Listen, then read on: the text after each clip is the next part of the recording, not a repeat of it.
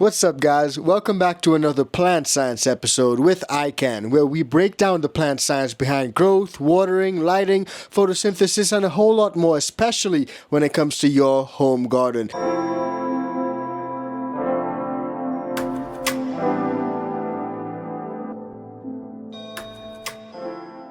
Now, most people think that their plants may die because they forget to water them, but in reality, overwatering actually kills more plants than underwatering. And here's the worst part, you can be doing it every single day, literally thinking you're helping. So today, we're breaking down what's actually happening inside your plant, overwatering versus underwatering, and which one kills them faster, because once you understand this, you'll never guess when to water again. So let's start off quickly with the first part of this section, what plants actually need. Now, here's the key concept.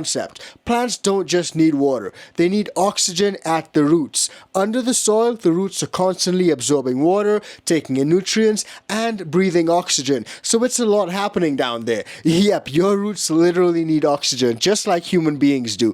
Now, healthy soil is not solid. Solid in the sense of being really compact. Because if you really think about it, healthy soil in fact is full of tiny little air pockets. And those air pockets are in fact what keep the roots alive. So the goal here is balance. You don't want things to be too dry. Too dry is not good, but you also don't want it too wet. When it's too wet, it becomes hydrophobic, and you don't want your soil to become hydrophobic, because if your soil becomes hydrophobic, it literally refuses to absorb water. Have you ever had a pot of soil that becomes so dry? Your plant pot is literally drier than the Sahara Desert, and when you actually pour some water in there, it literally just bounces right off. That's hydrophobic soil. So you really want to strike a balance between being too dry and being too wet. You want just enough space for both water and air, both of them to coexist. And once that balance is gone, problems start really quickly. Now, here's the second big thing when it comes to watering that you definitely need to know. Overwatering does not mean too much water at once.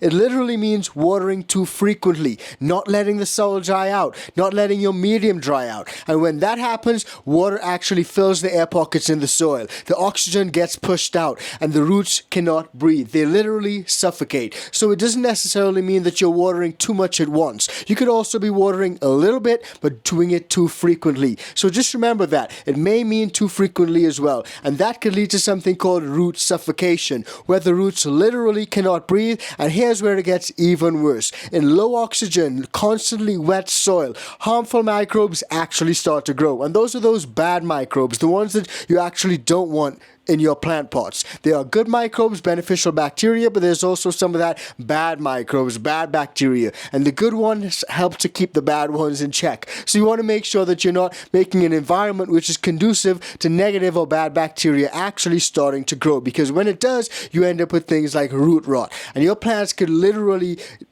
you'll have to trash them. Root rot is really bad. In certain situations, it can literally take them out in a really quick space of time. So you got to be careful for that. And at that stage, the roots literally begin to break down and can no longer support the plant. So it's a really tragic situation to find yourselves in, but it's really avoidable, especially if you're not overwatering. So always keep that in mind. Now, there are some early signs of overwatering that you guys can be aware of, and when you catch it early, that's really the best time to really nip it in the bud. Now, I'm going to break down some of the signs of when it comes to overwatering for you guys in the stages of early signs and advanced signs. When it comes to the early signs, there are things like leaves drooping even though your soil is wet, even though the medium is moist, the plant looks like it's really dry. That's a sign of overwatering. That's an early sign of overwatering. Yellowing leaves, especially lower ones, that's also another sign of overwatering. And things like stalled or stunted growth, really slow growth. In situations like that, you may be overwatering your plants and the roots are not able to breathe, and that's why it's growing really slow. Now, there are advanced signs, and these things happen really quickly. For me, I've overwatered my plants, and within the next day, a really bad situation of overwatering, it was a goner. And in those situations, you may notice things like mushy stems or even mushy roots. That's really bad. Dark or foul smelling roots. Things just smell really funky down there. That means things are literally rotting, guys. That's really bad, and rot is not what you want. And leaves falling off really easily is another one. So if those leaves just fall off really easily and you notice tons of leaves just falling off in your tent,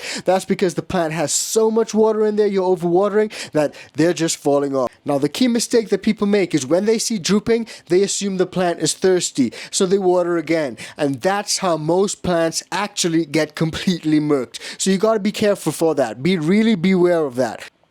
Now, on the flip side, underwatering is a whole other thing, and it's actually much simpler. When a plant does not get enough water, it usually loses internal pressure. Now, this is called turgor pressure, and leaves actually start to drop or wilt. Growth slows down. Think of it as like a balloon losing air. The structure, the entire thing, it just collapses completely, and that's when you know your plant's underwatered. It literally looks like it's not got any water molecules at all in those cells. And signs of underwatering do include things like dusty or dry soil. Things are really dry at that root zone, and as a consequence, the plant is looking really droopy. You may also notice things like leaves curling or just becoming really very crispy. So that's another way that you may notice that your plants are literally dried to a crisp. You may also notice things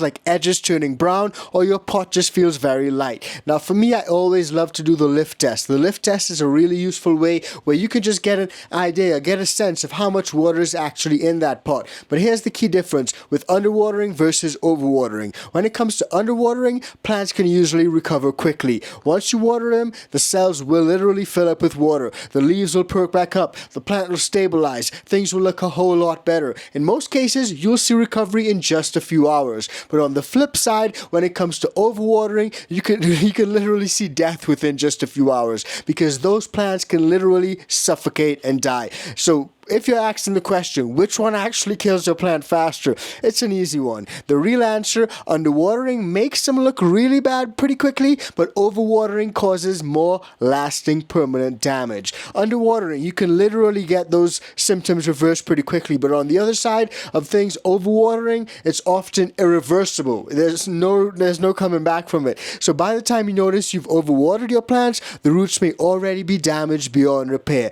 Now, there are a few pro hacks, pro tricks that you may be able to try. You may be able to try transplanting, getting it out of that really moist medium and putting it into some drier medium. If you got some dry soil, you could try swapping out the really moist medium for the dry soil.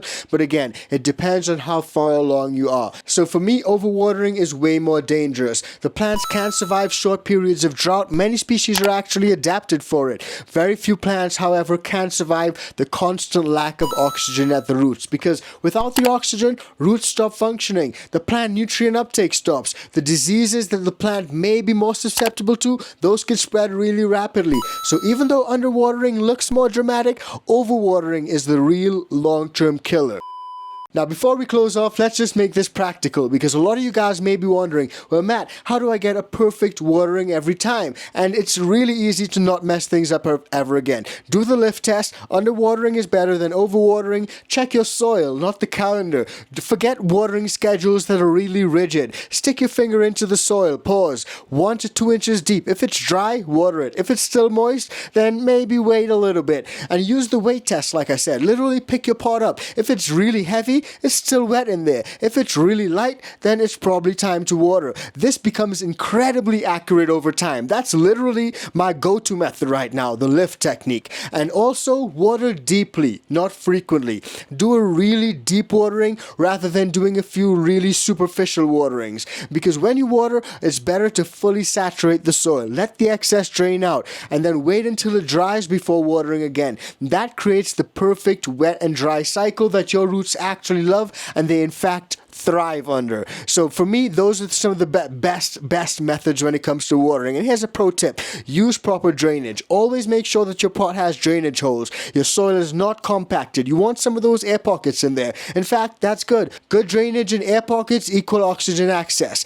and that is really, really helpful for your ladies. So if there's one thing to remember, it's this: most plants do not die from neglect. In fact, they die from overcare. Once you master watering, once you eliminate one of the biggest risks in plant care, that is overwatering, you're absolutely sorted. And if you want more simple plant-based science breakdowns like this, be sure to hit that like button, subscribe, and we will see you in the next one.